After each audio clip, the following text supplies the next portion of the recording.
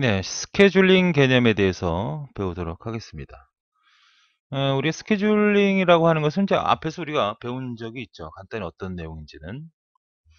자, 이렇게 메모리가 있고요.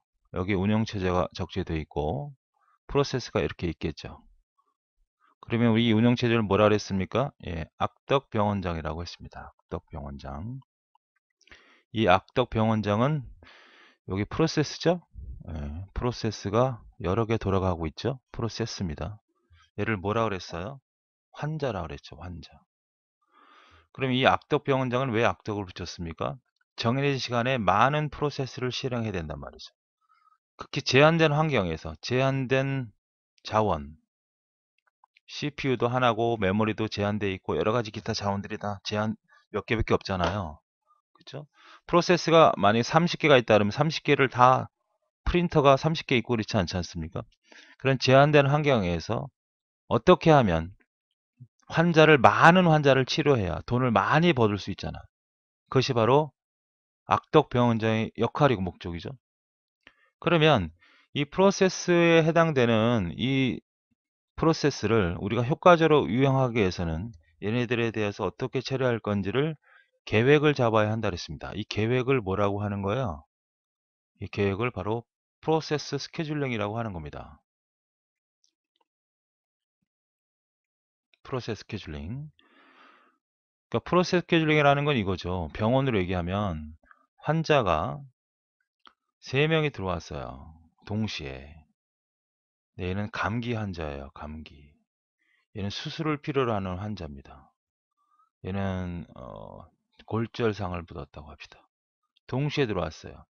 얘는 주사 한 방이면 되고 얘는 골절이니까 교정해서 기부스 해주면 되고 수술은 입원시켜야 된단 말이죠. 수술한 다음에. 그러면 의사 입장에서는 동시에 해서 누구 먼저 해줘야 될까요? 수술을 환자를 먼저 하면 이 사람들이 기다리게 될 것이고 그 다음에 골절을 하게 되고 감기 환자는 주사 한 방이면 끝나는 건데 가장 여러분은 누구부터 할까요? 예, 감기 환자를 먼저 해주고 그다음에 골절해주고 수술 환자는 오랜 시간을 필요하니까 이렇게 해주는 것이 정해진 시간에서 많은 사람을 치료할 수 있겠죠. 만약에 수술 환자를 먼저 치료하면 대기 시간이 너무 늘어나니까 효과적이지 못하다. 이런 형태를 운영하는 것을 우리는 스케줄링이라고 하는 겁니다. 그럼 CPU 스케줄링은 뭐고 또 이 프로 스케줄링이 좀 차이가 있겠죠? 자, CPU는 컴퓨터가 대형일 때는 CPU가 여러 개가 존재할 수 있잖아요. 그럼 여러 개가 존재할 때 어떤 CPU를 처리해야 할 건지가 이제 CPU 스케줄링이라고 하고요. 하나의 CPU에서 우리가 앞에서 배웠던 실행, 준비, 대기, 실행과 준비 관계를 어떻게 해줄 건지를 결정해 주는 게 프로세스 스케줄링이거든요. 그런데 실제로 출제자는 그렇게 구분을 하지 않습니다. 참고하세요. 대부분 그냥 CPU나 프로세스 스케줄이나 동일하게 취급한다는 거 좀 기억을 해 두시면 되겠습니다. 자, 그럼 정리를 좀 해보면 정리를 해보는 거예요. 다중 프로그램, 여러 개의 프로그램이 운영되는 운영체제는 하나의 주요 기억정을 사용한다는 거죠. 그 중에 여러 개 프로세스가 들어간다는 거죠. 메모리 안에 여러 개 프로세스가 이제 운영된다는 말이고, 자, 여러 개 프로세스가 실행이 되지만 거기에 필요한 자원, 뭐 CPU나 주기억 장치나 프린터나 CD-롬, 기타 자원들은 극히 제한적이다. 하나나 뭐 두 개 이렇게 있다는 얘기입니다. 그러니까 프로세스가 30개가 있다고 해도 CPU는 하나잖아요. 기억 장치도 한 공간이고 프린터도 하나밖에 없는 거죠. 그런 제한적이라는 개념이고 이런 제한된 환경하에서 최적의 효과를 얻기 위해서는 병원으로 얘기하면 떼돈을 벌기 위해서는 처리율을 환자를 많이 치료해야 되고 신속하게 처리해야 처리율이 높아질 것이고 그런 계획적인 수행 순서가 필요하다는 거죠. 이런 것을 우리가 CPU 스케줄링 혹은 프로세스 스케줄링이다. 이 차이점은 존재한다. 그 차이점을 잘 확인해 보면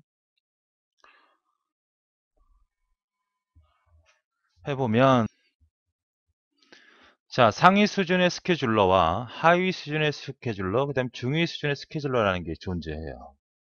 이게 뭔 얘기냐면, 이제 근본적으로 따지는 거죠. 우리가 배운 것은 어떤 거냐면, 우리가 그 실행이 있었죠. 실행 상태가 있었고, 그 다음에 준비 상태가 있고, 그 다음에 대기 상태가 있어서, 이 준비 상태와 실행 상태는 이렇게 왔다 갔다 할 수 있죠. 시간을 조절해주는 이런 형태, 요 시점을 우리는 하위 수준의 스케줄러라고 하고, 그걸 뭐라고 한다? 프로세스 스케줄러라고 하는 겁니다. 이거 준비 상태와 실행 상태를 변화하는 일을 계획하는 것을 하위 수준의 스케줄러라고 한다. 근데 중위 수준의 스케줄러는 뭐냐면 CPU가 여러 개 있다는 얘기예요. 그래서 어떤 것을 처리할 건지 이것을 결정해 주는 것을 우리가 중위 수준의 스케줄러라. 병원으로 얘기하면 의사가 여러 사람이 있는 거지. 외과 의사가 큰 병원 같은 경우에, 그럼 내가 치료받으러 왔을 때 어느 의사를 치료하게 될런지 병원에서 결정해 줄 거 아닙니까? 그런 결정을 우리는 중위 수준의 스케줄러라고 한다. 상위 수준이라는 것은 이 CPU와 상관없이 주기억 장치를 배정하거나 그다음 디스크를 관리하는 수준의 스케줄러를 우리는 상위 수준의 스케줄러라고 하는 거고, 보통 작업 스케줄러라고 합니다. 이 세 개를 구분하는 문제는 아직 출제되지는 않았지만 나오게 되면 정확히 알아둬서 처리해야 되는 문제고요. 보통 프로세스 스케줄러다 CPU 스케줄러는 다 뭘 말하는 것이다? 얘를 말하는 거라고 생각하시면 되겠습니다. 자, 그러면 CPU 스케줄러에 대해서 목적을 보면, 목적은 뭐 이렇게 의미가 없고요. 자, 요거가 이제 중요합니다. 요거가 뭐냐면, 자, 스케줄링은 공평하게 해야 되죠. 가능한. 꼭 공평하게 해야 될 이유는 없지만 가능한 공평성을 유지해야 된다는 거고요. 먼저 들어온 놈을 먼저 처리하는 것이 원칙이지만 상황에 따라서 나중에 들어온 놈도 처리될 수 있죠. 그러나 가능한 한 공평하게 처리하자. 최대한 많은 양을 처리될 수 있도록 해야 돈을 많이 벌 수 있잖아. 응답 시간이 신속해야죠. 병원에 들어오자마자 의사를 빨리 만나야 좋잖아. 그래 빨리빨리 처리될 수 있는 거고. 같은 종류의 작업은 거의 같은 시간대 비용을 실행될 수 있어야 된다. 환자가 감기 환자라고 하면 같은 시간대에 처리돼야지. 이 감기 환자는 1시간 걸리고 이 감기 환자는 1분 걸리면 되겠습니까? 예, 그걸 같이 일치시켜야 된다는 거고. 간접 부담 비용을 최소화시켜야 된다. 예를 들어서 의사를 만나는 곳은 종로고 치료하는 곳은 부산이야. 이건 안 되지. 그러니까 근접한 곳에 있어야 오버헤드가 최소화되는 거죠. 뭐 같은 얘기입니다. 뭐 이거 한번 쭉 읽어보시면 다 맞는 얘기고, 여기서 크게 시험에 언급되는 내용은 물론 이제 일반적으로 나오는 얘기지만 충분히 상식선에서 해결할 수 있는 문제니까 한번 읽어보겠습니다. 시간이 없도록, 사용하지 않는 시간이 없도록 유지해야 되죠. 병원을 생각을 해봐요. 응답 시간과 자원의 활용과 적절한 균형이 이루어져야 되죠. 무한히 기다리는 일을 피해야 되죠. 우선순위를 부여하는 게 좋죠. 표딱지를 준다는 거죠. 표를. 우선권을 줘야 된다. 서비스를 많이 제공하도록 해야 된다. 채증이 유발되지 않도록 한다. 한번 쭉 읽어보시면 되겠고, 이제 그 중에서 이제 제일 잘 나오는 게 바로 이제 이 성능 평가에 대한 기준입니다. 기본적으로. 자, 그래서 우리가 보통 이 CPU 이용률에 대한 얘기죠. 이용률이 무조건 높아야 된다는 얘기입니다. 자, 가로축, 세로축은 이용률이고 여기는 다중 프로그램 정도예요. 다중 프로그램 정도는 실행되는 프로세스의 수입니다. 병원으로 얘기하면 환자 수죠.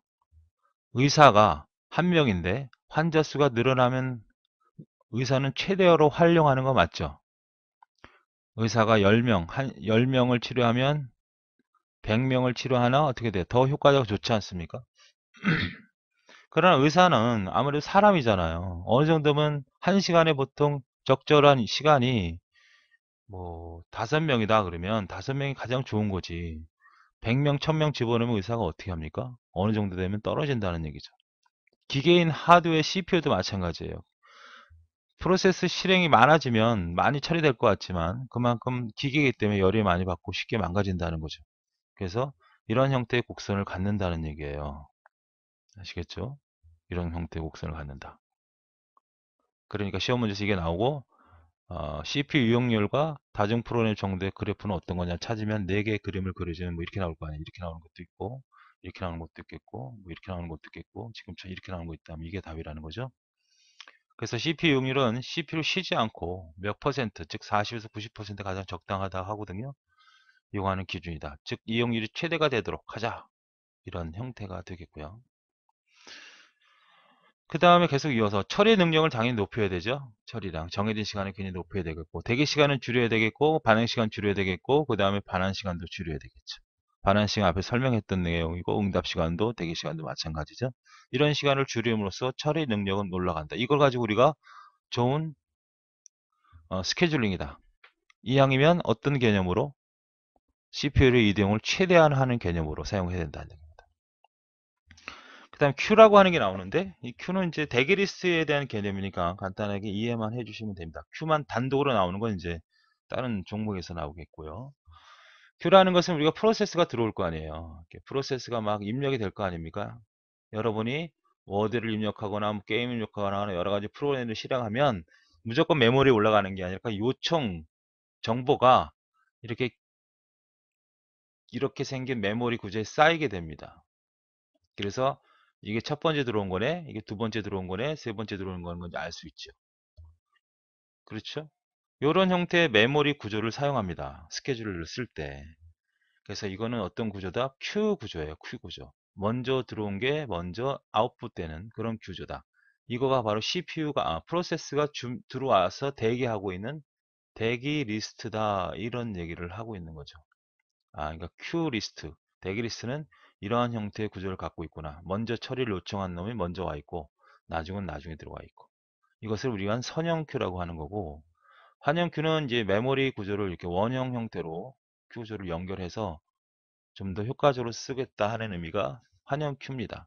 그러니까 여러분은 극장 매표소처럼 표를 사거나 기다리는 대기열과 같은 원리다. 그러니까 프로세스가 작업이 실행이 되면 순서적으로 기다리는 곳은 이렇게 대기 리스트 형태로 큐 구조 형태로 대기하고 있다는 정도만 기억을 해 두시면 되겠습니다. 예, 2번 프로세스 스케줄링 알고리즘에 대해서 배우도록 하겠습니다. 아무래도 운영체제에서는 가장 시험 문제에서 많이 다뤄지는 부분입니다.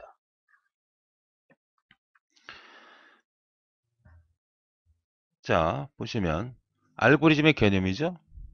다중 여러 개의 프로그램이 실행되는 방식에서 메모리 여러 개의 프로그램을 적재함으로써 CPU와 I 장치의 혹시가 아니라 유효 시간을 줄여서 사용률을 높이는 방식이다. 이러한 다중 프로그램을 방식에서 CPU 사용률과 처리를 최대로 하기 위한 방법들을 프로세스 스케줄링이라고 한다. 라고 기억하시면 됩니다. CPU 스케줄링과 그 다음 프로세스 스케줄링은 조금 엄격한 차이가 있죠. 하나의 컴퓨터에 CPU가 여러 개 있다면 내가 처리할 프로세스를 어떤 CPU에게 처리할 건가를 결정하는 게 실제로 중앙 처리 장치 스케줄링이죠. 그 다음에 프로세스 스케줄링은 하나의 CPU를 가지고 언제 실행시키고 언제 실행을 중단시키고 하는 그런 개념만 결정하는 거죠. 일단은 스케줄링이라는 것은 왜 필요하다 그랬습니까? 하나의 CPU가 있는 컴퓨터에서 하나밖에 없는 CPU에서 여러 개의 프로그램이 적재돼서 실행이 될 때 이것을 동시에 실행할 수 없으니까 어떻게 하면 체계적으로 좀 효율적으로 처리하고 싶어서 스케줄을 가는 거죠. 만약에 들어온 환자, 이걸 환자라고 본다면 이 환자들이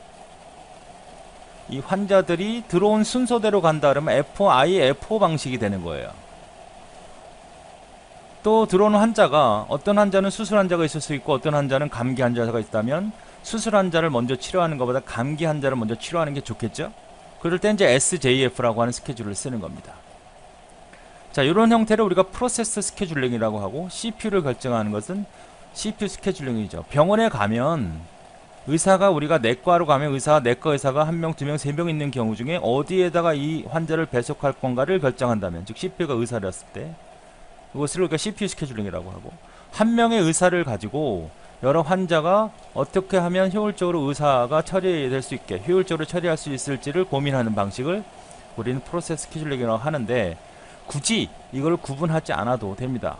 그냥 스케줄이다 그러면 하나의 CPU를 일단 보니까 자 그러면 그 중에 이제 비선점과 선점형이 뭐냐 이거를 이제 배워야 되겠죠. 선점인다는 것은 이제 한국말로 해석을 하면 빼앗다는 얘기다. 빼앗다는 얘기고 비선점은 빼앗을 수 없다는 얘기입니다. 그러니까 현재 CPU가 어떤 프로세스가 지금 처리되고 있어요. 그럼 다음에 처리될 프로세스가 지금 이 처리 중에 있는 프로세스를 중단시키고 자기가 들어갈 수 있다면 이것을 우리는 선점형이라고 하는 겁니다. 비선점형은 절대 얘가 스스로 바깥으로 나가기 전에는 절대 빼앗을 수 없는 것이 바로 비선점 방법이죠. 자, 병원의 의사로 얘기하면 지금 여기가 환자가 있고 의사가 이렇게 치료하고 있어요.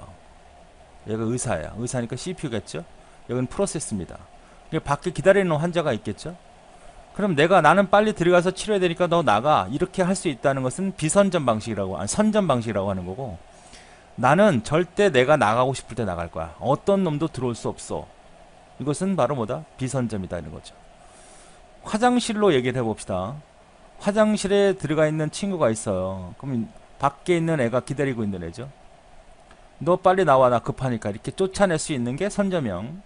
아니야, 나는 얘가 무슨 짓을 하든 간에 나가 나갈 때까지는 절대 이 화장실의 권한을 빼앗을 수 없어. 이것은 비선점이라고 하는 거죠. 자, 그래서 선점과 비선점의 구분을 여러분이 정확히 하셔야 됩니다. 그래서 비선점은 뭐라고요? 비선점과 선점, 그게 두 가지로 구분을 하시고, 비선점은 빼앗을 수 있다 없다. 빼앗을 수 없다. 빼앗을 수 없다. 이거는 빼앗을 수 있다는 얘기죠. CPU의 권한을 빼앗을 수 있다. 그러니까 중단시킬 수 없다는 얘기죠. 여기는 중단시킬 수 없다. 여기는 중단할 수 있다. CPU 프로세스 향을 중단시킬 수 있다. 중단시킬 수 있다는 거죠. 그래서 얘는 빼앗을 수 없기 때문에 지금 들어가고 있는 처리 프로세스가 완전히 끝날 때까지 모두 처리할 수 있는 바로 일괄 처리에 적합한 방식이다. 이렇게 얘기하고요. 이 선점 형태는 절대 일괄 처리가 안 되죠. 중단 될 수 있으니까. 그래서 시간 분할 혹은 대화형, 통신형 프로세스에 적합하다고 하는 거죠. 그래서 비선점과 선점을 정확한 형태로 구분하고, 종류로는 여기는 어떤 것들이 존재하냐면 FIFO, 먼저 들어온 놈을 먼저 처리해야 돼. 먼저 들어간 놈은 어떻게 되든 그 작업이 다 끝날 때까지. SJF는 짧은 작업을 먼저 집어넣을 텐데, 짧은 작업을 먼저 집어넣을 때 먼저 들어간 놈은 절대 중단시킬 수 없어. 이 두 개의 장단점을 포함한 것을 HRN이라고 하고, 우선순위 기법이 있고요. 우선순위. 그 다음 기한부 처리가 있습니다. 이것은 다 뭐다?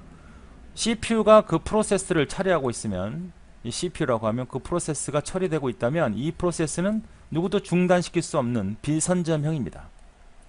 그 다음에 선점형 방식에는 RR 방식이 있고, 그 다음에 SRT 방식이 있고, 그 다음에 MFQ 방식이 있어요.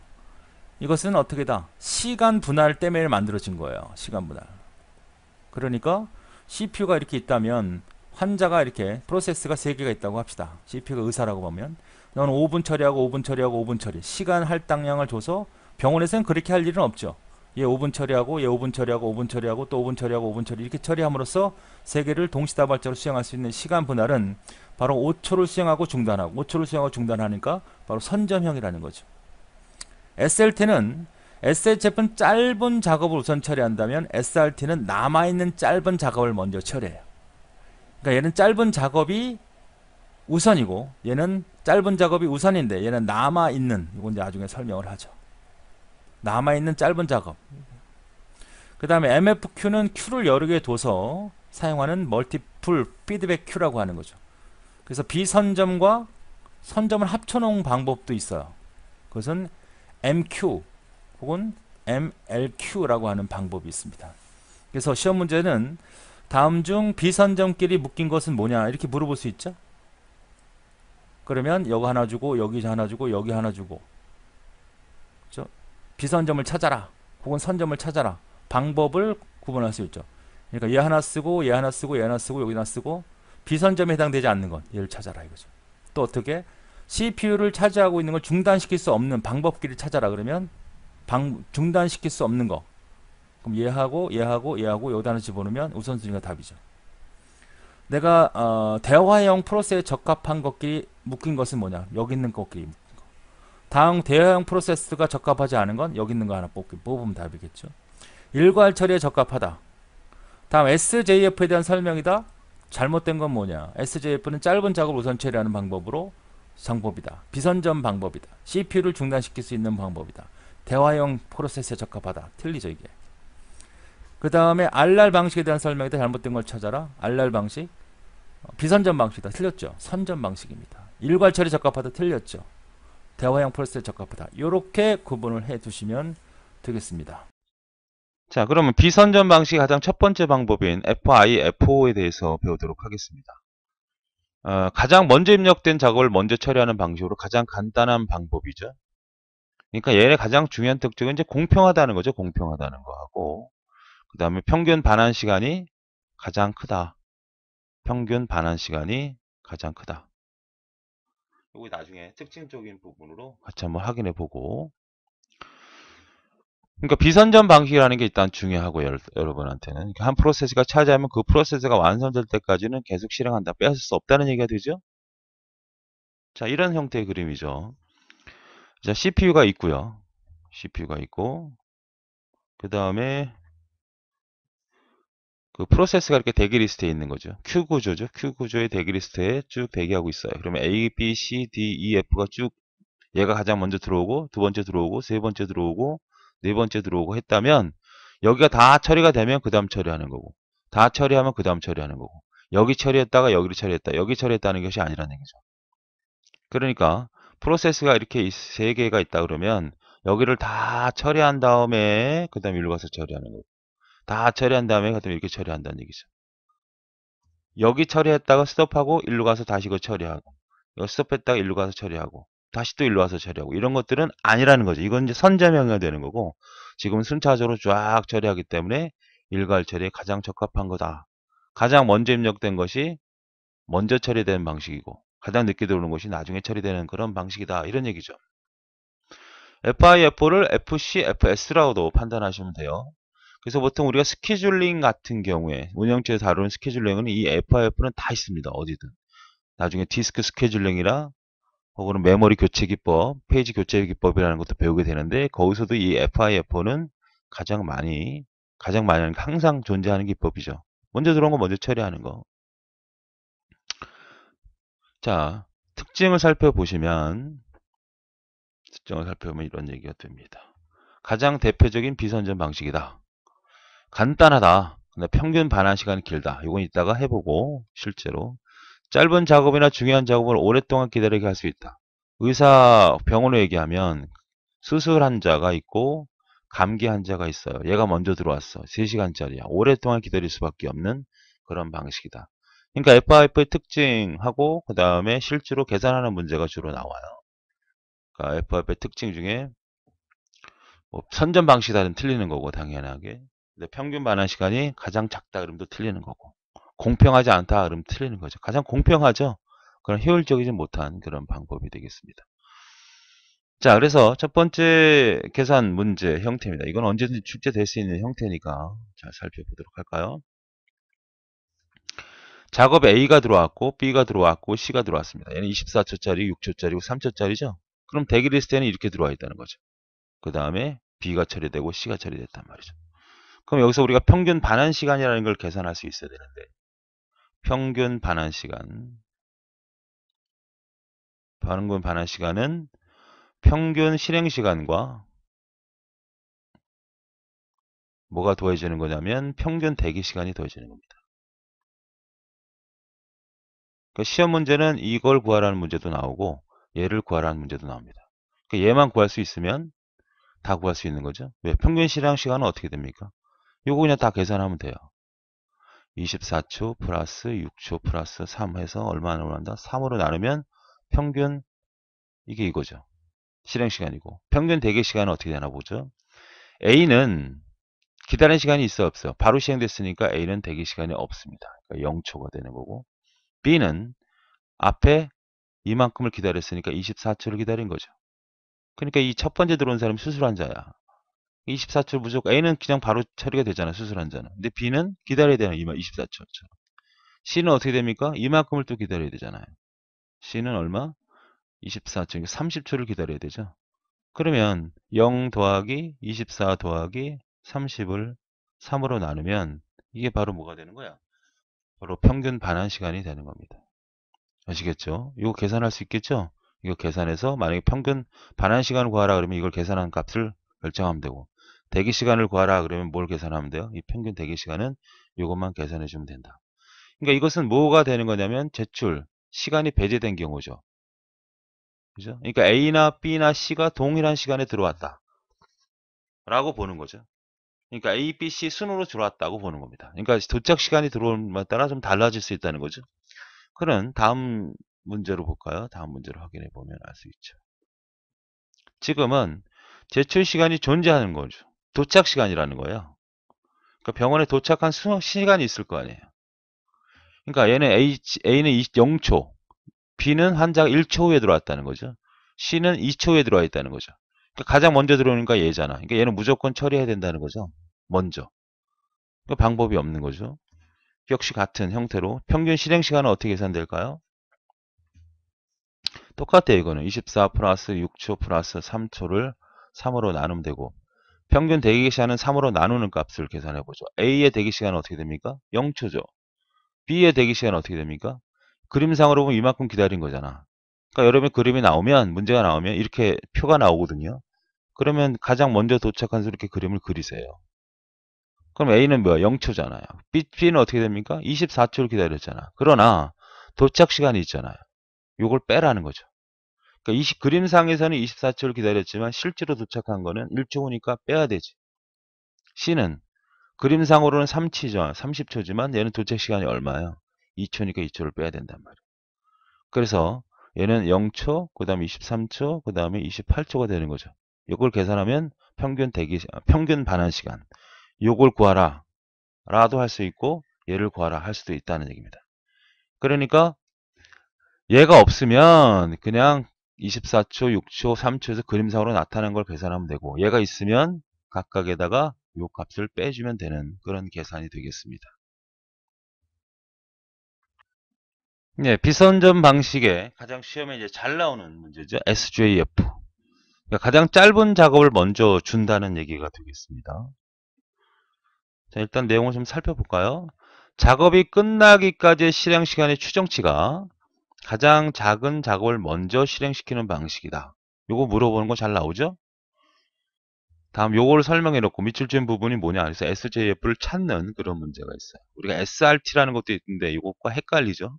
어쨌든 SJF 요 문장을 서술해 주고 작업이 끝나기까지 가장 작업을 먼저 실행시키는 방식이 뭐냐 이렇게 물어보면 이걸 대답하시면 돼요.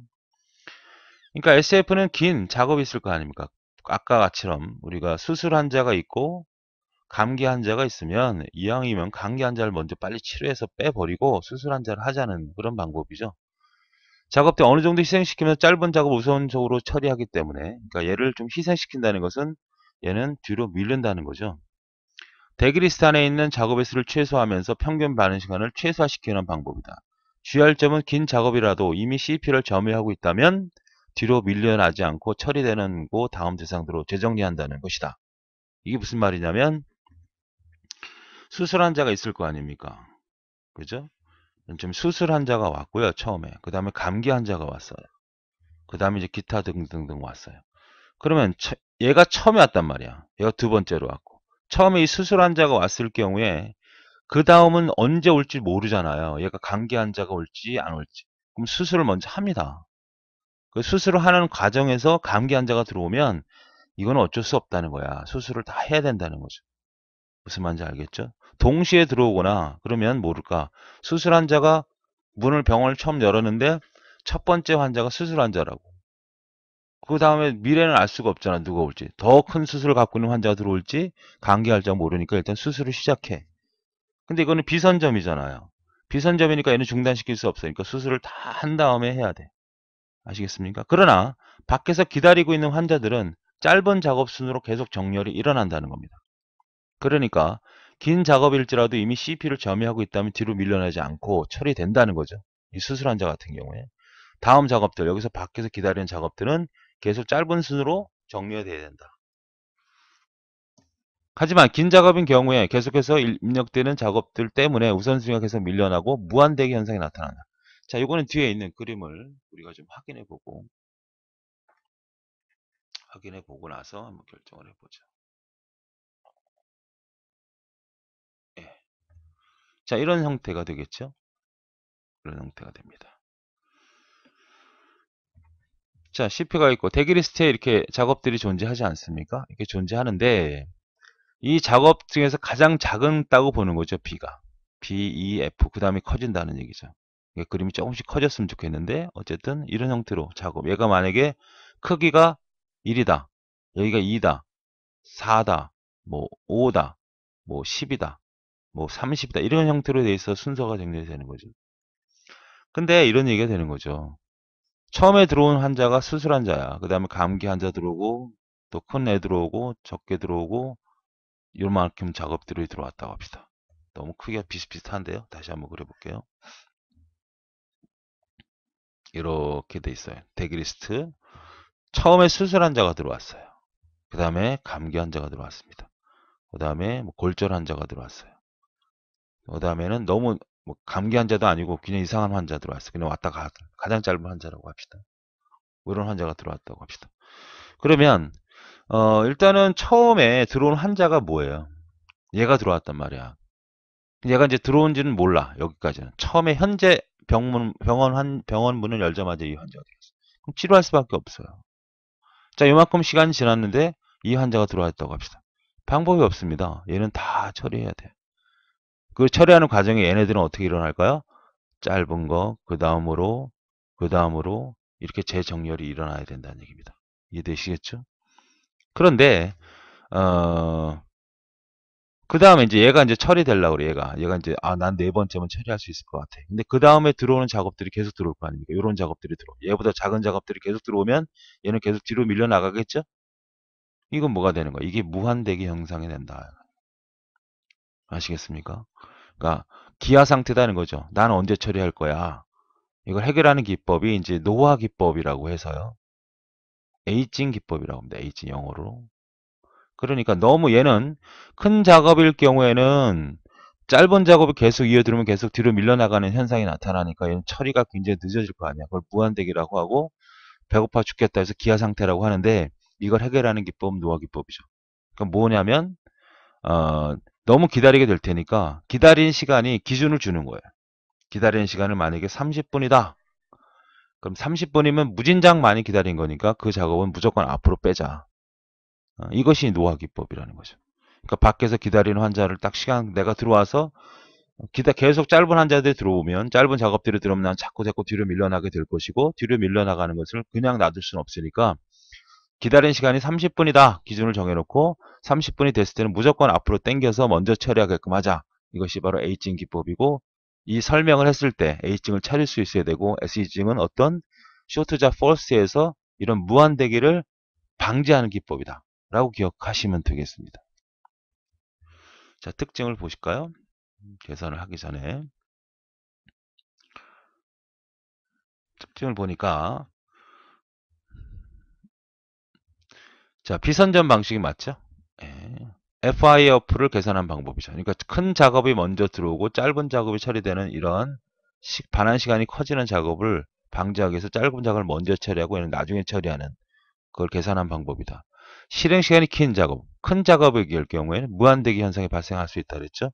다시 한번 보면 자, 여기서 이제 작업이 진행 중에 있고 밖에서 기다리는 애들이 있게 있어. 근데 이놈이 이제 두 번째야. 난 두 번째면 처리될 수 있어. 그런데 계속 짧은 작업이 들어오면 얘는 계속 뒤로 밀려나가는 상상이 되죠.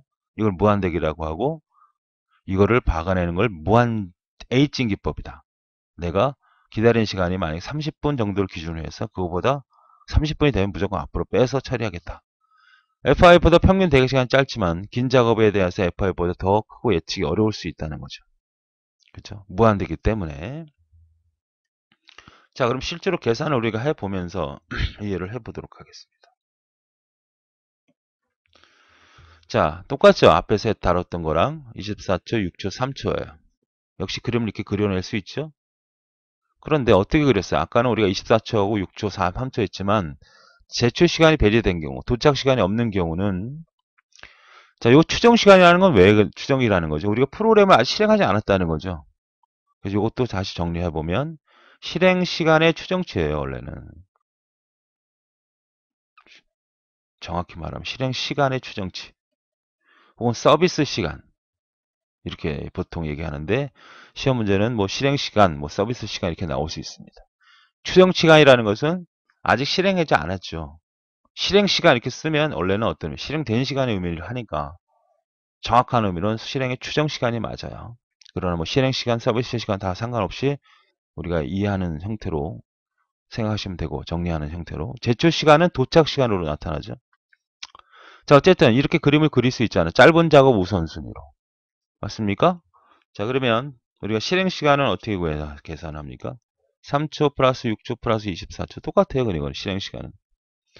대기 시간은 어떻게 될까요? 자, 먼저 C가 먼저 된 C가 도착 시간이 없으니까 기다리는 시간이 없죠? 그러니까 0초죠. 그 다음에 B가 처리됐으니까 이만큼을 기다렸잖아. 그러니까 3초. 그 다음에 A는 얼마? 이렇게 얼마야? 9초를 기다리게 되죠. 그래서 0초, 그 다음에 3초, 9초를 계산하면 평균 반환 시간을 계산할 수 있는 겁니다. 시험 문제는 평균 대기 시간과 평균 반환 시간 얼마냐 이렇게 물어보는 거란 말이죠. 이해되십니까?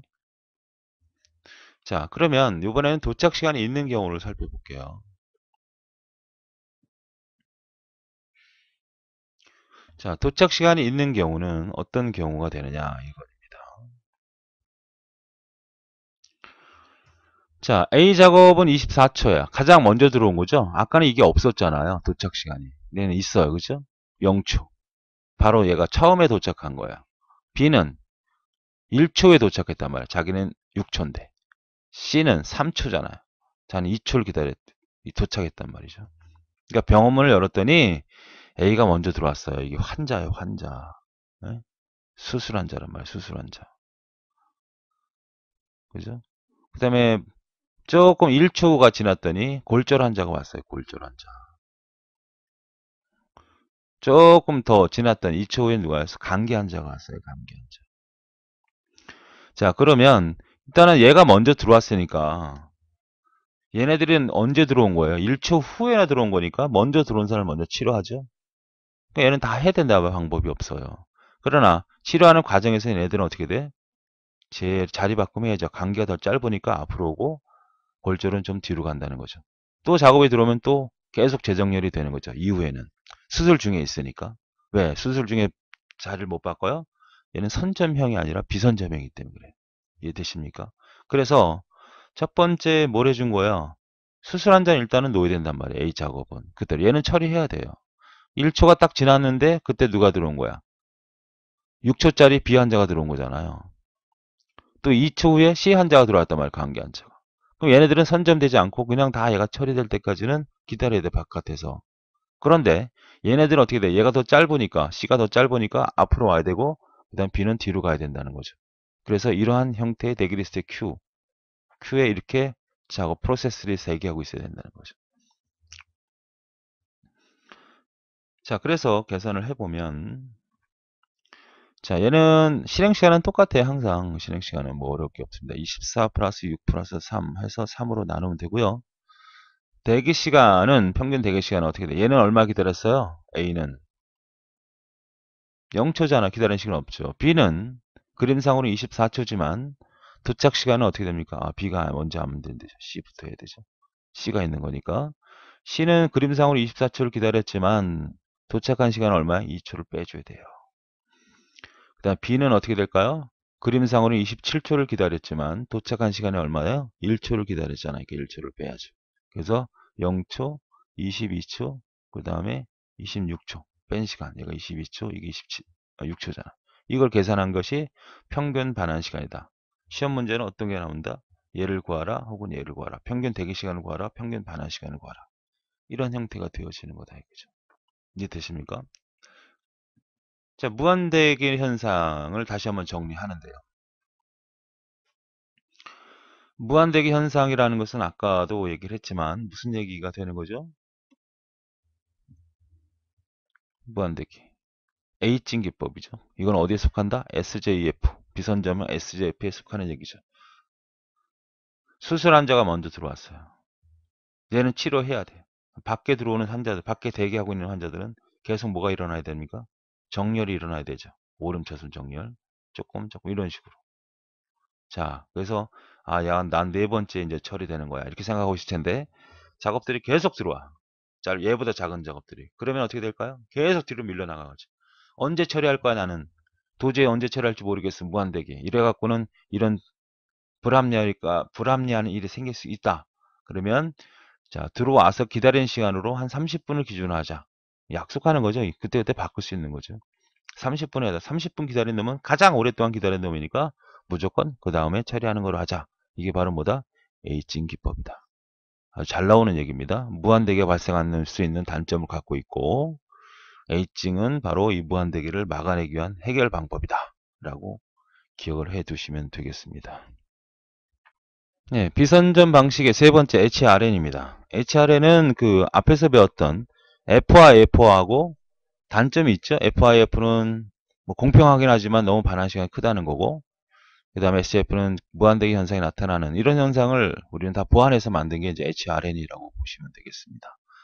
프로세스의 스케줄링 방법 중 요거죠. 실행 시간의 추정과 선정 기능 때문에 스케줄러가 복잡해지고 남는 시간들을 지정해 놓아야 하는 단점을 보완하였으며 서비스 시간과 대기 시간의 비율, 핵심적인 단어, 비율을 고려한 스케줄이 뭐냐 이렇게 물어보면 HRN으로 답하시면 되겠고, ASJF에 발생할 수 있는 무한대기 현상, 그죠? 대기리스트 작업대 합리적이고 우선순위를 부여하여 많고 적은 작업들의 불평등을 해소하기 위한 방법, 혹은 또 SJF의 단점, 이런 형태들을 설명을 해놓고 뭐냐 이렇게 찾는 문제가 일단 나오고요. 두 번째, 공식 있죠? 공식을 물어보는 문제와 계산 문제가 주로 나오는 그런 패턴입니다. 어쨌든 단점을 보완한 방법이고, 우선순위, HRN의 우선순위 공식은 서비스 시간 분자 분모에 똑같이 있죠? 그 다음에 대기 시간을 분자에 올려놨습니다. 공식 암기하셔야 돼요. 이것은 정확히 말하면 뭐다? 서비스 실행 시간의 추정치다. 이렇게 볼 수 있는 거고요. 자, 그러면 일단 계산 문제 특징을 먼저 살펴보죠. 특징을 살펴보니까 비선점 방식이죠. 우리가 연태껏 배운 거 FIFO, 그 다음에 SJF, 그 다음에 HR은 단보다 비선점이다. 한번 CPU가 차지하면 끝낼 수가 없습니다. 중단시킬 수 없다. 빼앗을 수 없다. 계산한 방법이고 우선순위 계산 공식을 이용한다. 그 다음에 계산된 값이 가장 큰 작업을 우선권을 준다. 자, 이게 무슨 말인지 조금 이따 보면 알 수 있습니다. 자, 계산을 먼저 해보죠. 자, 이렇게 줍니다. 서비스 시간, 대기 시간을 주죠. 그랬을 때 A, B, C 3개 프로세스 중에 누구한테 가장 우선권을 줘야 되느냐 그걸 찾아라 이렇게 물어보면, 자, A를 계산해보죠. A를 계산해보면, 자, 서비스 시간이니까 분자 분모에 그대로 쓰고요. 대기 시간을 쓰면 됩니다. 그 다음 B도 마찬가지예요. B는 6초잖아요. 그러니까 계산을 6초 쓰고 그 다음에 대기 시간 앞에다 쓰면 되죠. C는 3초잖아요. 3초 쓰고 대기 시간 얼마? 3초입니다. 그래서 계산된 값이 있겠네요. 그 계산된 값을 보니까 1.16, 1.33, 2.0이라고. 그러면 이게 가장 큰 작업이죠. 그러니까 얘한테 우선권을 준다는 겁니다. C한테 우선권을 준다. 무슨 얘기냐면 우리 계산 공식은 어떻게 됐어요? 계산 공식은 대기 시간 플러스 서비스 시간을 뭘로 나눠? 다시 서비스로 나누잖아요. 그죠? 그러니까 이 대기 시간이 어디 존재하고 있습니까? 분자에 있잖아요. 그러니까 결과가 이 분자가 크면 결과도 커지는 거 아닙니까? 그렇죠. 분자가 커지면 분모에서 이 분자가 커지면 결과값이 커지는 거 아니에요. 그러니까 대기 시간이 크다는 거 아니에요. 그러니까 큰 값에서 우선권을 줘야 된다는 거죠. 아시겠습니까? 가장 우선권을 처리한 놈이 누구냐? 결과를 물어보는 것보다 그걸 찾는 문제가 주로 나오죠. 얘가 제일 우선권을 먼저 돼. 가장 나중에 처리하는 놈은 누구냐? 그럼 얘가 가장 나중에 처리되겠죠. 가장 작으니까. 이런 방식이 우리는 HRN이라고 하는 것입니다. 이해하시겠죠? 예. 네, 비선점 방식의 우선순위 스케줄링이죠. 일단 이 우선순위 스케줄링이 비선점에 속한다는 것만 알고 계셔야 됩니다. 특별한 방법이 아니라 그러니까 우선순위를 미리 부여한다는 거예요. 프로세스가 어떤 형태가 되든 간에 내가 FIF라면 얘가 1번, 얘가 2번, 3번이라는 거죠. 뭐 짧은 작업이 얘다 그러면 얘가 1번, 그 다음에 얘가 2번, 3번. 작업 순이다. 그러면 이렇게 짧은 작업 순이다 그러면 우선권을 부여하는 거예요, 미리.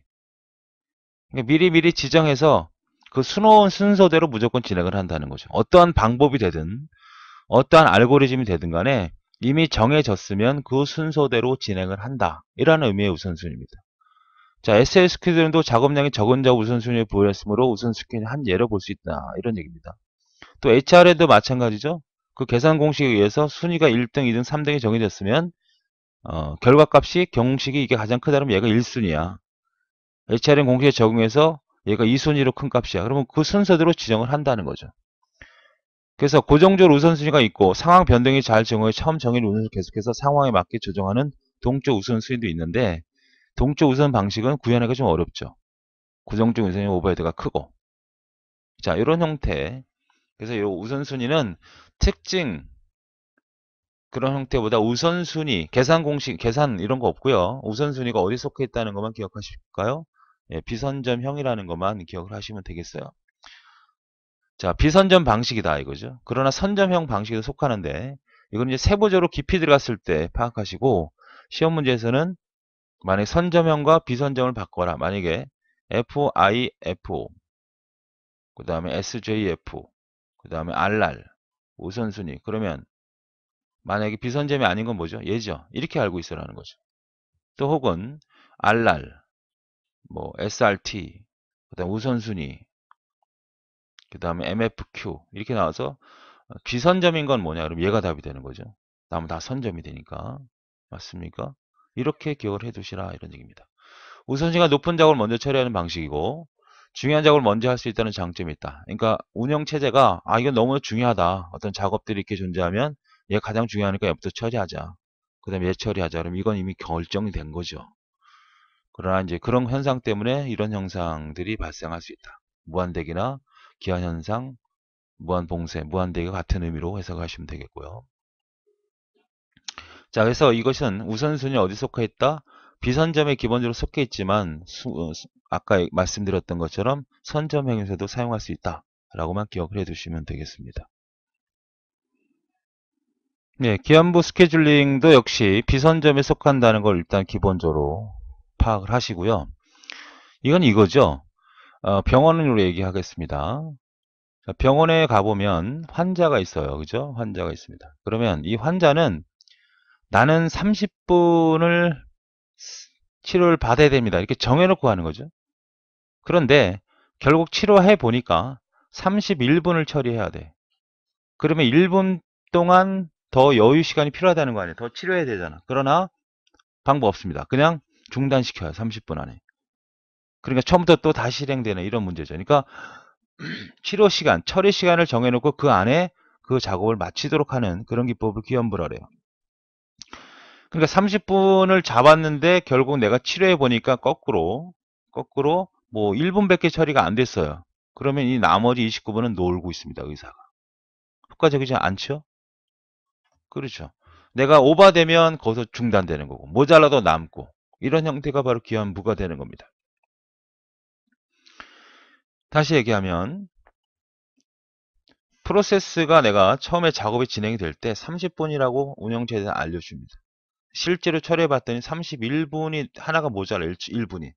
그러면 중단시켜버리고 다음에 다시 처리해 이렇게 얘기가 되는 거고 실제로 30분을 처리하지 않고 1초밖에 처리하지 않았어요. 그러면 남는 시간은 쓰지 못하는 휴지 시간이 된다는 거 유휴 시간이 돼버리니까 CPU 이용률이 급격히 떨어지겠죠. 그래서 다중 프로세스 자 기한부 스케줄링은 제한된 시간에 반드시 완료되도록 스케줄하는 방식으로 작업이 완료되는 제한된 시간을 정확히 추정하여 그 시간만큼 CPU를 지금 설명했던 것처럼 제한합니다. 제한 시간이 처리되지 않으면 다시는 그 해당 작업 CPU를 할당할 수 없는 방식이라는 거죠. 이 방식은 작업이 완료되는 시기를 정확히 추정하기 힘들며 기한부 작업들이 한꺼번에 활성화가 되어 있다면 스케줄은 더 복잡해지고 막대한 오버헤드가 발생할 수 있다. 그러니까 설계를 잘 해야 된다는 얘기죠. 자, 특징을만 잘 살펴볼까요? 특징. 비선점 방식이고요. 만료 시간에 완료대로 가는 방식이고 마감 내에 처리되지 않으면 폐기되거나 처음부터 다시 실행이 된다. 아까 얘기했던 것처럼 난 30분이야.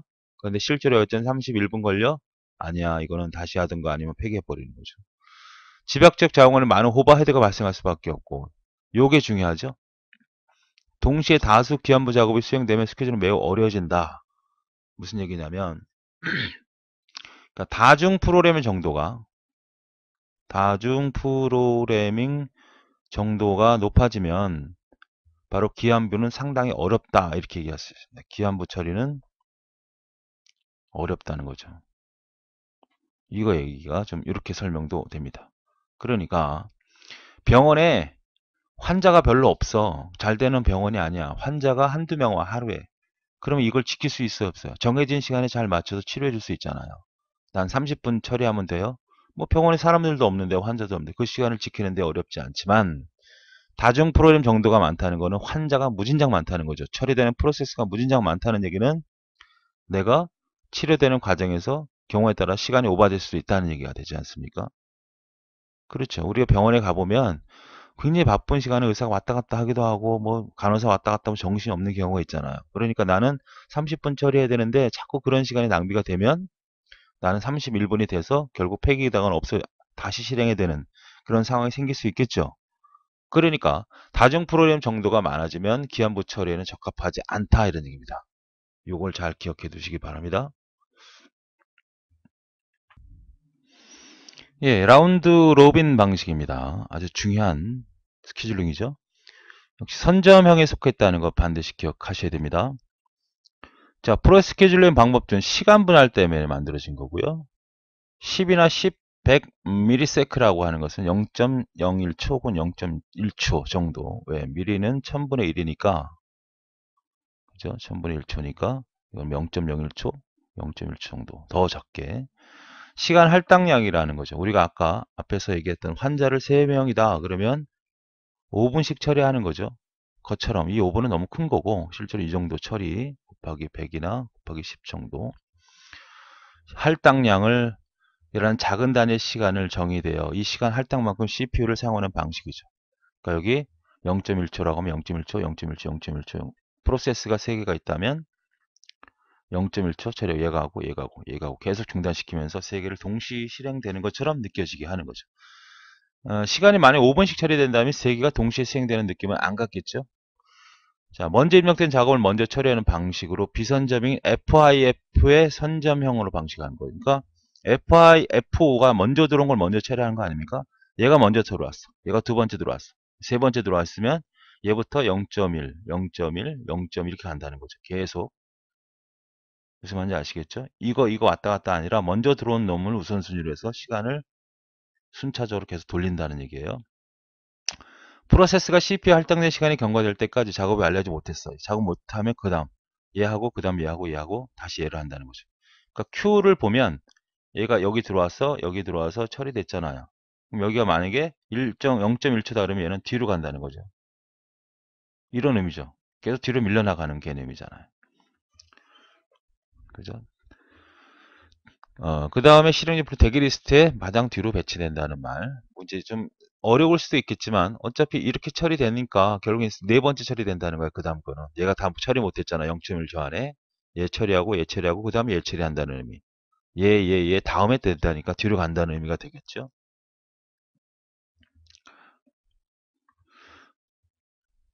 자, 특징이나 더 내용을 살펴보면 여기서 할당된 시간을 뭐라고 한다?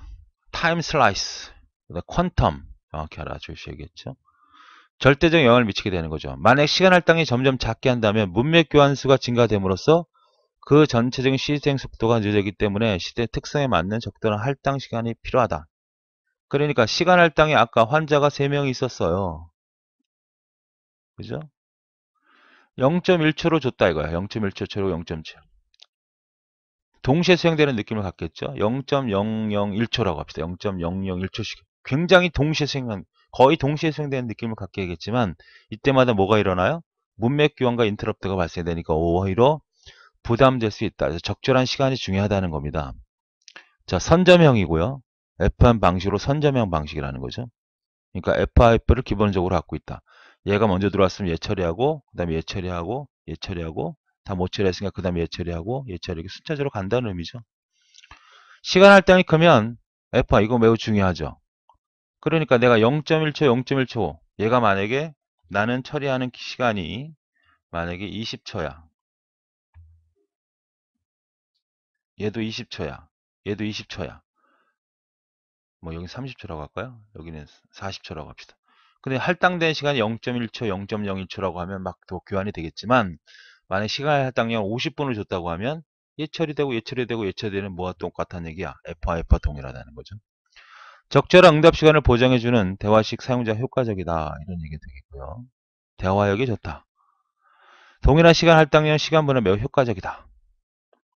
시간 할당이 적을 경우는 문맥 교환이 많이 일어나니까 인터럽트가 많이 일어나니까 바로 오버헤드가 커질 수밖에 없다. 이런 특징을 갖고 있습니다. 자, 실제로 계산을 좀 해보죠. 어떤 형태가 존재할 수 있는지. 자, 라운드 로빈 표입니다. 작업 A, B, C, D 이렇게 줬어요. 그러면 자, 그림을 한번 그려볼까요? 같이 한번 그려보고 있는 걸 봅시다. A는 어떻게 됩니까? A는 여기는 10초를 할당했단 말이야. 10초인 경우에 10초인 경우.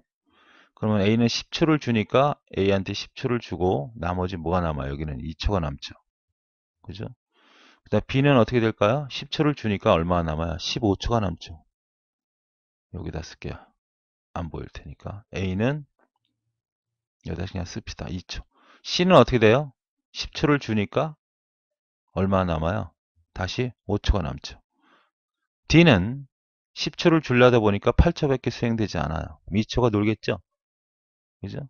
10초를 주지 않습니다. 운영체제는 악덕하니까 8초 안에 해결하게끔 합니다.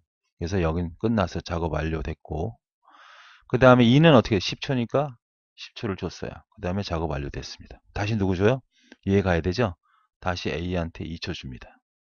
그 다음 B한테 15초니까 다시 10초를 주고 10초를 주고 아이고 여기다 써야 되는 건데 그죠? 여기다가 얼마 줘? 10초, 2초를 주고 그렇게 가는 거죠. 이렇게 이렇게 와서 2초까지 왔었죠.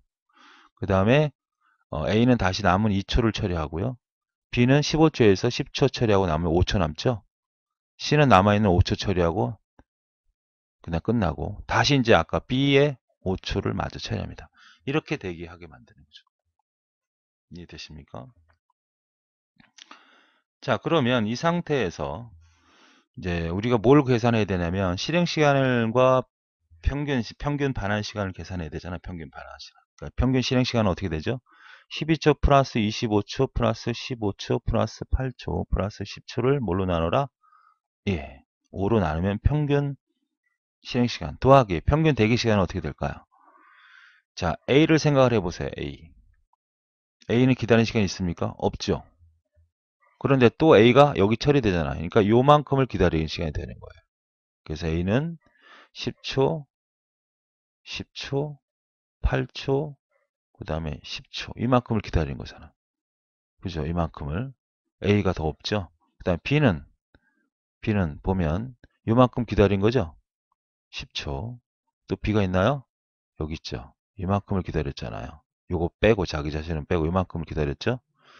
그러니까 10초, 8초, 10초, 2초를 기다린 거죠. 그러니까 요거 요만큼, 요만큼, 요만큼 다음 B를 처리할 때까지. 그죠? 그 다음 C는 얼마 기다린 거야? 여기서 이만큼. 얼마? 10초, 10초. 그 다음에 또 뭐가 있나요? C가 여기 처리되잖아. 그러니까 이만큼을 또 기다린 거죠. 그러니까 18초, 10초, 2초. 맞습니까? 그렇죠. 그 다음에 D는 얼마 기다린 거예요? D는 한 번밖에 처리하지 않았으니까 10초, 10초, 10초. 그 다음에 E는 여기다 쓸게요. E는 얼마 기다린 거예요? E는 여기 있잖아요. 그러니까 10초, 10초, 10초, 8초를 기다린 거죠. 맞습니까? 자, 그래서 이게 다 구해진 거 아닙니까? 그렇죠. 그러니까 A는 기다린 시간, B의 기다린 시간, C의 기다린 시간 다 계산을 됐겠죠. 그러니까 이렇게 계산을 한 다음에 이렇게 계산을 한 다음에, 그러니까 주의할 거는 A는 처음에는 없잖아요. 처음에 기다리는 시간이 없잖아요. 그죠? 그럼 N은 그 다음 어디 있어? 여기잖아. 자기 자신은 빼니까 요만큼 10초, 10초, 8초, 10초. 맞죠? B도 마찬가지입니다. B도 자기 자신 실행하기 전에 B를 실행하고 10초를 기다렸다가 다음 B를 처리할 때간 10초, 8초, 10초, 2초를 기다린 거잖아요. 그죠? 여기 10초가 빠진 것 같군요. 자, B를 다시 보죠. B는 이만큼 10초를 기다렸잖아요. 그 다음에 다시 B를 처리할 동안 10초, 8초, 10초. 여기 10초가 빠졌군요. 이해하시죠? 이렇게 계산한 값을 다 계산해서 다 도한 다음에 뭘로 나눠요? 다 계산된 값을 5개를 고한 다음에 5로 나누면 이게 바로 평균 반환 시간이 되는 겁니다. 계산할 수 있겠죠? 시험 문제는 어떤 형태가 나올 수 있다. 어떤 형태가 나올 수 있냐면 이 순서를 그냥 배열을 찾는 걸 물어볼 수 있습니다. A, B, C, D, E, A, B, C, B를 찾아라. 그 다음에 B의 대기 시간은 어떻게 계산할까요? 다시 요만큼 B를 빼고 이만큼을 기다린 거잖아. 그러니까 10초, 10초, 8초, 10초, 2초. 그죠? 만약에 C는 됐고 C를 해볼까요? C의 대기 시간은 어떻게 됩니까? C의 대기 시간. C의 대기 시간은 이만큼이죠. C 이만큼 기다렸죠? 또 어디 있어요? C가 여기 있네. 이만큼 기다렸잖아요. 됐죠? 그러니까 10초, 10초에다가 플러스 자기 자신은 빼는 거예요. 기다리는 시간이 아니니까 실행 시간이니까 10초, 2초, 10초. 이게 바로 B의 대기 시간이 되는 거죠. 각각을 각 물어볼 수도 있고 아니면 총체적으로 다 계산한 것처럼 아까 평균 대기 시간을 더해서 평균 시간을 더해서 바로 평균 반환 시간을 계산하는 문제로 출제될 수 있다는 거죠. 자, 그 다음에 그러면 이제 할당 시간과 문맥 교환수는 앞에서 우리가 언급했던 것 같은데 이거 같은 개념도 매우 중요하죠. 하나의 프로세스가 처음 완성될 때까지 CPU를 사용한다면 PSW는 프로세스 현재 상태라는 거죠. 프로세스 현재 상태를 기억하는 그런 워드를 PSW라고 하고 기억은 실행 번지를 변하지 않는다. 하지만 실행 번지를 변하지 않는다는 건 그 위치 값은 변하지 않는다는 거예요. 실행 번지. 그 프로세스가 있는 위치의 번지는 바뀌지 않는다는 거죠. 하지만 하나의 프로세스 이전 시간으로 분할하여 여러 명에 걸쳐 CPU를 사용한다면 그만큼 문맥 교환이 있어야 되고 시간 할당량을 적게 하면 작게 할수록 프로세스 자기 혼자 CPU를 사용하는 느낌을 갖게 해주는 거죠.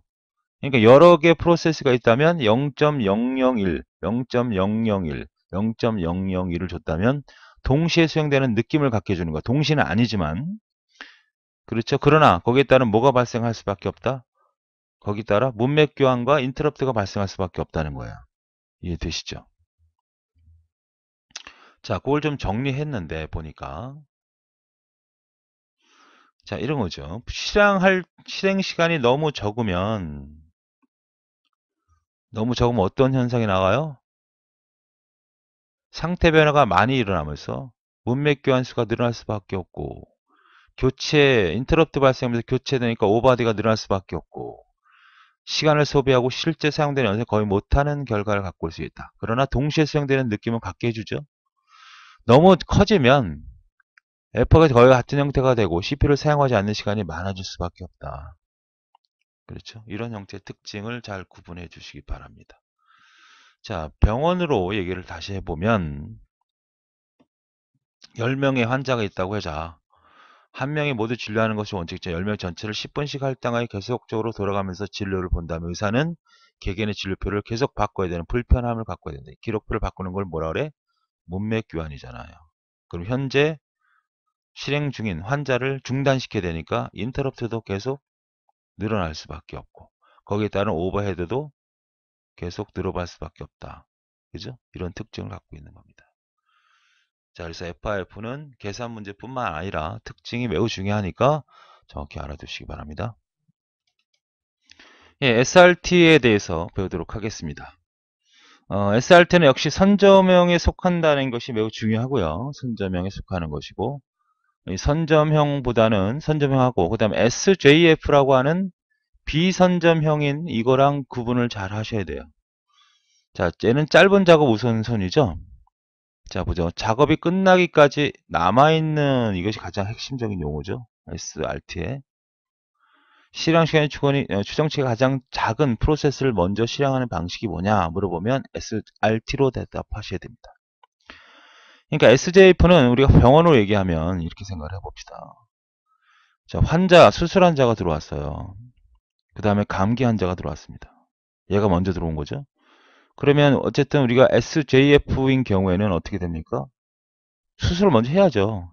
얘가 1초에 들어오고 얘가 한 5초에 들어와 있다 그러면 얘가 언제 들어올지 모르는 상태 아니야, 현재 상황에서는. 그러니까 수술 환자를 먼저 해요. 수술을 다 한 다음에 감기 환자를 치료할 수밖에 없잖아요. 그런데 SRT는 수술 환자가 치료되는 과정에서 5초 후에 감기 환자가 들어오면 수술 중단합니다.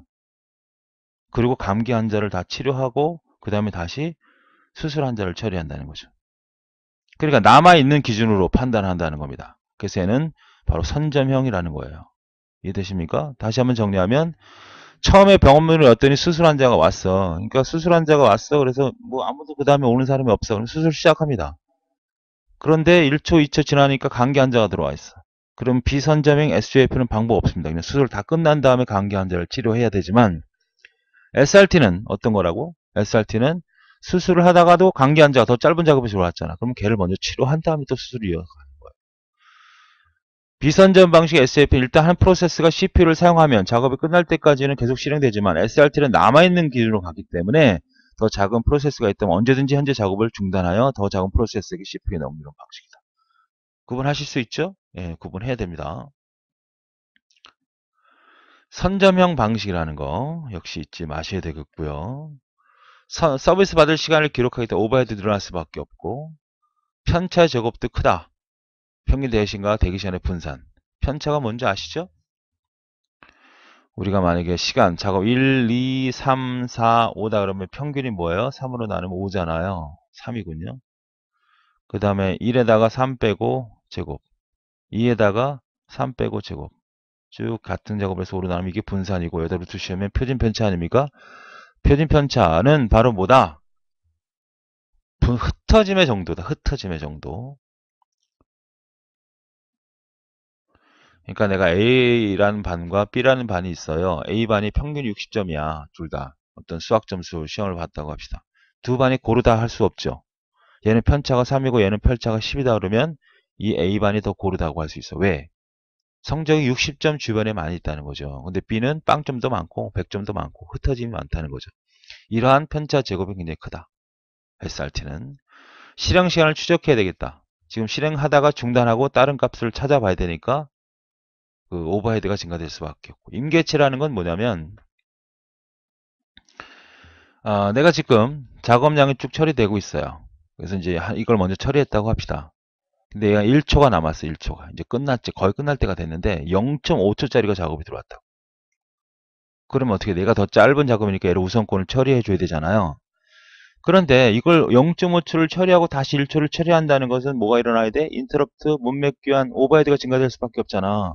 너무 부담스럽지. 0.5초 때문에 그냥 끝내는 게 낫지 않겠어? 예, 이걸 바로 뭐야? 결정하는 수치입니다. 0.5초짜리 정도라면 그냥 이걸 처리하고 나중에 이걸 하자. 이 기준이 되는 수치를 우리는 임계치라고 하는 거예요. 더 볼까요? 정리한 책에 있는 내용을 봅시다. CPU 사용 중인 프로세스 거의 막바지에 이뤘을 때 남아있는 시간이 조금 작은 프로세스가 입력된다면 그러니까 막바지 일어났다 1초밖에 안 남았어 이제. 근데 좀 더 작은 거 0.5초짜리가 들어왔어. SRT는 조금 작은 프로세스 CPU 사용권을 넘겨야 되겠지 무조건. SRT는 남아있는 기준이니까. 이럴 경우에 문맥 교환수나 정체 정황을 봤을 때 현재 작업 중인 프로세스를 모두 마치고 조금 작은 프로세스를 다음에 처리하는 것이니까 0.5초짜리로 문맥 교환해서 처리할 것이 아니라 1초짜리를 먼저 처리하고 이걸 먼저 처리하자. 이러한 경우에 추정해서 공식을 적용시켜 얻어진 수치를 우리는 임계치라고 한다. 이걸 하시고요. 자, 그러면 실제로 계산 문제를 보겠습니다. 자, 주착 시간이 0초고 그 다음에 1초고 2초예요. 그럼 맨 처음에 뭐가 될까요? 처음에 24초짜리가 들어왔잖아요. 문 열자마자. 그럼 무조건 24초가 처리하겠는데 근데 1초 후에 누가 들어왔어요? B 작업이니까 얘는 뭐예요? 1초 작업을 주고, 그죠? A는 바로 권한이 어디로 넘어갑니까? B로 넘어가잖아요. 그래서 B가 이제 여기는 얼마 남았어? 23초가 남았네. 그럼 얘는 어떻게 돼? 6초짜리가 들어왔으니까 이제 6초를 치료하려고 보니까 1초 딱 지났어. 근데 누가 들어왔어? 3초 들어왔네. 얘는 5초 남았고 얘는 3초니까 얘가 더 우선권이겠죠. 또 C한테 뺏겨요. 그래서 C조를 보니까 3초예요. 기다려 보니까 여기는 누가 가장 얘하고 수치를 보니까 가장 짧으니까 C는 그냥 다 끝내버립니다. 그 다음에 이제 5초짜리 B를 처리하고 그 다음에 23초를 나중에 처리하는 이런 형태로 배치가 되는 거예요. 이런 식으로 1초, 2초, 3초, 5초. 그럼 여기서 평균 반환 시간을 구하라 그러면 실행 시간은 똑같으니까 그냥 24 플러스 6 플러스 3 해서 3으로 나누면 되는 거고 평균 대기 시간은 A는 어떻게 될까요? A는 여기 기다리는 시간이 있어 없어? 없잖아. 0초. 근데 또 A가 여기 처리되고 있네. 이만큼을 기다린 거 아니야. 그러니까 1 플러스 3 플러스 5초를 기다리는 시간이 되는 거죠. 그 다음 B는 여기서 1초 기다렸죠? B는 또 어디 있습니까? 요만큼 또 3초 기다렸죠? 그렇죠. 그 다음 C는 기다리는 시간이 요만큼 기다렸죠. 2초. 그림상에서. 그런데 도착 시간 있잖아. A는 도착 시간이 없으니까 0 빼고 B는 얼마? 1초 빼고 C는 얼마? 2초 빼니까 얘는 얘 같은 경우는 거의 뭐야? 아니 거의가 아니라 아예 기다리는 시간이 없죠. 그래서 여기는 9초가 되고요. 1초, 3초, 여기 8초군요. 9초가 많군요. 8초, 9초. 그 다음에 여기는 3초가 맞죠? 여기는 0초가 되죠. 그래서 9초 플러스 3초 플러스 0초를 3으로 나누면 평균 반환 시간을 계산할 수 있다. 그러니까 얘를 물어볼 수도 있고 이 값을 물어볼 수도 있고 혹은 배치를 물어볼 수도 있고요. 이게 바로 SRT에 해당되는 문제입니다. 자, 비교 문제를 좀 더 정확히 보죠. SJF와 SRT. 자, SJF하고 작업 시간이 끝나기까지의 실행 시간이 추천이 가장 작은 프로세스를 먼저 실행시킨다. 작업 시간은 이거 다 비슷하잖아요. 근데 요게 하나 플러스가 되면 SRT가 된다는 거를 정확히 알자. 남아있는 게 반드시 있어야 된다. 얘는 비선점이고 얘는 선점형이다. 예측할 수 없어. 우리가 비선점은 예측이 어렵죠? 시간 분해에 적합하지 않다. 그러나 SRT는 뭐죠? 선점형은 예측이 용이하죠? 그래서 시간 분할에 유용하다. 이렇게 구분을 해 두시기 바랍니다. 네, 선점형 방식의 다단계 피드백 큐입니다. MFQ. 역시 선점형이라는 거 기억하시고요. 큐가 이렇게 여러 개가 존재하는 겁니다. 그래서 작업이 만약에 100초짜리가 들어왔다.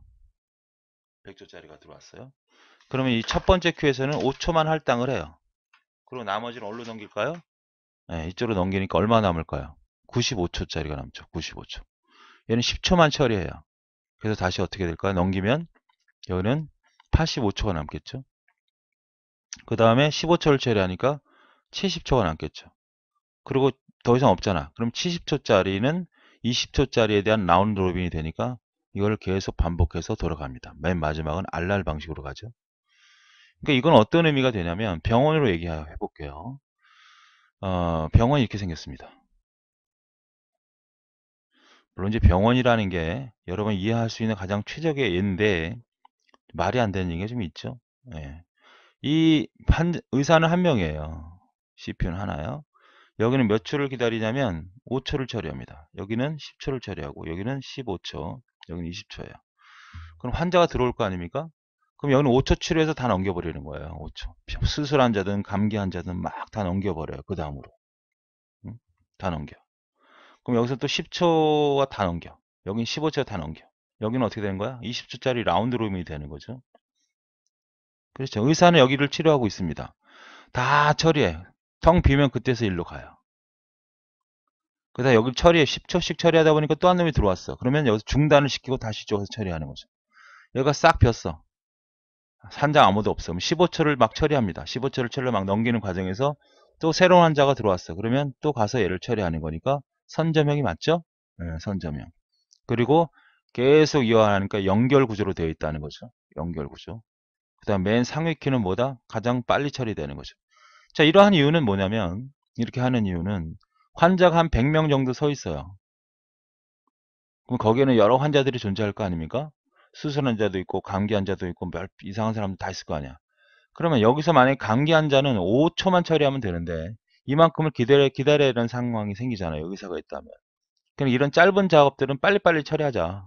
어? 짧은 작업들은 빨리 처리하기 위해서 만들어진 기법입니다. 그렇잖아. 짧은 작업이 이렇게 많으면 짧은 작업은 빨리빨리 톡톡 쳐버리는 게 낫잖아. 내가 지금 의사한테 나 이거 약 먹으면 돼, 안 돼? 그만 물어보면 돼. 그러면 그 사람들은 너무 오래 기다리지 말고 다 처리한 다음에 가자. 이런 의미로 만든 거죠. 우리가 컴퓨터 프로세스 중에는 두 가지로 크게 나눌 수 있는데 처리 방법이 연산 위주가 있고요. IO 위주가 있습니다. 연산은 CPU를 많이 쓰는 거죠. 계산. 여러분 보통 엑셀 같은 거 CPU를 많이 쓰는 그런 프로그램이 다 연산 형태의 프로그램이라고 하고 입출력, 뭐 프린트나 디스크에 저장하는 일을 많이 처리하는 것을 우리는 IO 처리라고 그래요. 그러니까 얘는 CPU를 얘는 많이 사용하지만 얘는 적게 사용하거든요. 그러니까 우리가 짧은 작업이라는 것은 CPU가 적게 사용한다는 의미니까 IO 작업 같은 경우는 우선 처리하기 위해서 만든 게 바로 다단계 피드백 큐다. 이렇게 기억을 해 주시면 되겠어요. 자, 특징을 살펴볼게요. 자, 비선점이 아니고 선점형이고 짧은 작업, 입출력 작업, IO 우선적으로 만들기 위해서 아주 중요한 얘기죠. 큐 데이터가 여러 개가 있으며 우선순위다. 시험 문제는 특징을 물어보겠지. 아닌 걸 찾아라. 여러 개며 시간 할당량이 정해져 있고 낮은 큐일수록 시간이 커지죠. 아까 했던 것처럼 5초, 10초, 15초, 25초 나는 것처럼 종속적으로 연결되어 있다는 건 큐 간에 이게 연결되어 있다는 얘기죠. 네. 그 다음 할당량품 사용 프로세스는 낮은 큐로 이동이 되고 맨 마지막 턴은 라운드 로빈. 맨 마지막은 빈 걸 20초짜리로 돌아가는 라운드 로빈을 처리한다. 이런 것이 특징이죠. RR. 그러니까 만약에 MQ라고 하는 건 조금 이따 배우겠지만 이 MQ 같은 경우는 RR 처리하지 않고 종속적이지 않습니다. 독립적으로 연결되죠. 독립적으로 운영이 되죠. 자, 이것이 바로 다단계 피드백 큐고 선점형이라는 걸 잘 기억하시고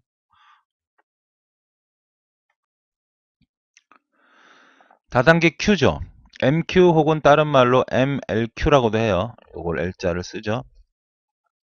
얘는 선점형과 비선점을 합쳐놓은 방식입니다. 선점형이 아니고요. 선점형과 비선점을 합쳐놓은 방식이다. 아시겠죠? 자, Q가 여러 개 있어요. 근데 연결되어 있지 않습니다. 여기가 CPU가 있는 거죠. 그럼 대기 리스트에 작업들이 들어올 거 아닙니까? 그럼 얘를 선택을 하는 거야. 선택. 어떤 거는 대기를 A로 보내고, 어떤 거는 B로 보내고, 어떤 거는 C로 보내고. 이 기준은 뭐냐면, 여기는 신속을 원하는 거야. 신속. 여기는 가장 느려도 상관없다는 거죠. 느려도 상관없는 거죠. 보통 상중하라고 세 개로 보통 표현을 하는데, 뭐, 요 세 개, 밑에 걸 빼버립시다. 세 개. 상중하. 그러니까 굉장히 신속을 원하는 거고, 이건 중간 정도. 걔네 느려도 상관없는 그런 프로세스를 선택해서 보냅니다. 아시겠습니까? 예를 들어서 시스템 프로세스라는 게 있어요. 시스템 프로세스는 시스템에 관련된 굉장히 중요한 처리거든요. 그럼 무조건 이쪽으로 보내는 거예요. 뭐 일괄 처리 같은 건 좀 늦어도 상관이 없거든요. 이런 것들은 맨 밑으로 보내는 겁니다. 자, 병원으로 생각을 해보죠. 병동이 이렇게 세 개가 있어요. 세 개가 있는데 환자들이 들어올 거 아닙니까? 환자들이 딱 줄 서서 들어와요. 그러면 판단하는 거예요. 간호사가. 즉 운영체제가 판단하는 거죠. 얘는 응급이야. 응급실로 보내는 거야. 응급실. 얘는 입원해도 돼. 일로 보내. 얘는 뭐 그렇게 시간을 요하는 거 아니에요. 중간중간 일로 보내는 거죠. 그러면 CPU가 의사가 응급 환자를 다 치료합니다. 일단 싹 처리해. 여기서는 뭐가 일어나냐면 FIFO가 일어나요. 그러니까 여기서 들어온 환자들은 무조건 순차적으로 다 처리합니다. 그래서 다 처리해서 없으면 응급이니까 다 처리 없으면 그때 CPU는 일로 와요. 그래서 중간 레벨에 환자들을 치료합니다. 그러다가 응급 환자가 또 들어왔어요. 그러면서 중단하고 다시 올라가서 처리합니다. 그러니까 이 첫 번째 상위 큐라고 하는 이 상해 레벨의 가장 신속을 원하는 큐는 이 큐는 여기 있는 환자들은 무조건 뭐예요? FI 앞으로 처리하니까 여기는 비선점이죠. 그런데 이쪽이 처리하다가 여기 프로세스가 들어오면 중단하고 넘어가니까 여긴 선점형이라고. 그래서 선점과 비선점을 합쳐놓은 방식이죠. 이해되십니까? 그러니까 여기서 들어온 작업들이 정해서 들어올 거 아니야. 이리로 들어가고 이리로 들어가고 이리로 들어가고 이리로 들어가면 여기 들어온 애들은 무조건 다 뭘 해주는 거야? FIF로 선점형이 아니라 비선점으로 처리하다가 여기가 다 처리가 끝나면 CPU는 일로 올 거 아닙니까? 여기 처리하다가 처리하는 과정이 있다가 여기 새로운 놈이 또 들어왔을 거 아니야. 그럼 여기 중단을 하고 다시 일로 가서 처리하기 때문에 선점형이다. 이것이 바로 MQ의 방법이죠. 자, 특징을 살펴보죠. 역시 선점형과 비선점형의 복합 방식이라는 거 가장 중요하고요. 대기리스크를 특성별로 여러 개를 가지고 있다. 보통 세 개를 기준으로 보통 얘기하는데 상중하라는 말이 나오면 다 뭐다? MFQ다, 아니 MQ다, MLQ다 이렇게 기억하시면 우선순위가 있고요. 이것이 가장 높고 중간 늦다는 얘기죠. 독립적인 스케줄을 갖는다. 여기는 비선점형을 갖고 얘네들은 다 선점형을 갖고 물론 경우에 따라서 여기다 비선점을 줄 수 있지만 선점과 비선점으로 다 스케줄이 다를 수 있다. 이동이 안 된다. 아까 얘기했던 것처럼 MFQ처럼 어떤 것이 의미가 없다. 이렇게 연결되어 있지 않다는 얘기입니다. 우선시가 높은 곳은 비선점형이 이루어진다. 그죠? 가장 높은 곳에서는. 그러니까 특징이 설명을 해놓고 틀린 거를 찾아라. 이렇게 물어봤을 때 이것이 아주 잘 건드려지는 부분이죠. 예.